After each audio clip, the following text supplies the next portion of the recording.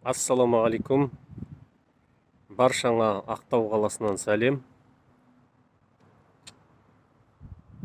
Мына кейінгі болып атқан жағдайларға байланысты қазақтың тілін кемсітіп, жалпы ұлтты кемсіту, осы жағдайға байланысты айтарым, бізде қазақтың ұлттық саясаты керек, қазақтың рухын көтеру керек, еңсесін көтеру керек, мына құлдық санадан халықты айыру керек. Бізде ешқандай ұлттан кем емес халықпыз. Осы кең байтақ жерімізді ата-бабамыз бізге аманат қылып қалдырып кеткен.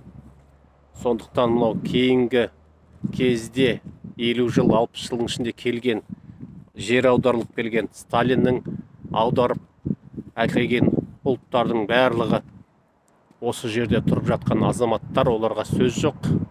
Бірақ қазақтың халқын жағдайын көтеру үшін титульный нация жасап, қазақтың дәрежесін көтеру үшін ең бірінші әлеуметтік жағдайын көтеру керек. Ол үшін барлық жерде ең бірінші кезектен тыс қазақтарға, көп балалы аналы болсын, басқасы болсын, қазақтарға пәтер беру керек. Мен Совет үкіметінде Алматы қаласында құрылыста жұмыс жасадым. Үй салдық.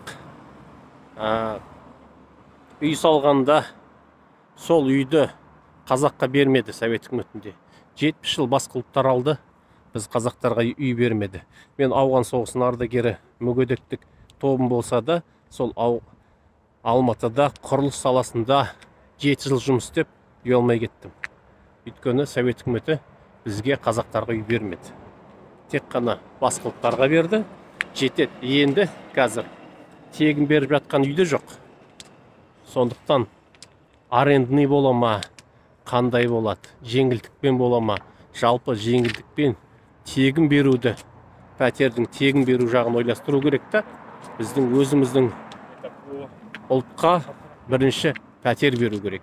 Ол бір. Екіншісі, мына жер байлығы, міне Ақтауда жүрмін. Жер астының толған байлық. Қай жерге барсаң да жер асты толған байлық. Көмір, мұнай, газ, мыс, бүкіл таблица Менделеева. Осы жерімізден шығып жатқан бүкіл байлықты ата-бабамыз білектің күшімен, найзаның күшімен жауға қан төгіп сақтап қалған осы жер байлығы неге қазаққа бөліп бермеске? Әр қазақ ай сайын датат салу керек, ақша осы жерден түсіп жатқан байлығынан.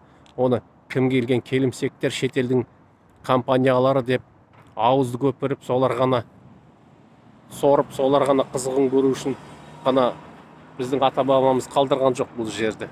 Сондай заң қабылдану керек.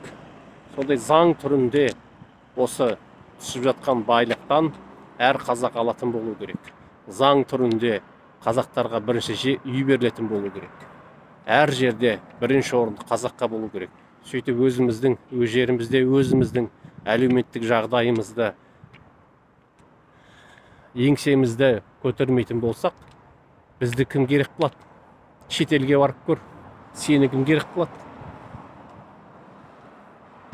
Өз жерімізде айтады ғой, бір жерге барып қаңғып жанаға жүргенше өз жеріңде өмір сүріп, өз жеріңнің қызығын көрмесең, өз жеріңде сұлтан болмасаң, онда қай жерге барып сұлтан боласың? Сондықтан осындай заң түрінде қабылдану керек. Сондай уақыт келді.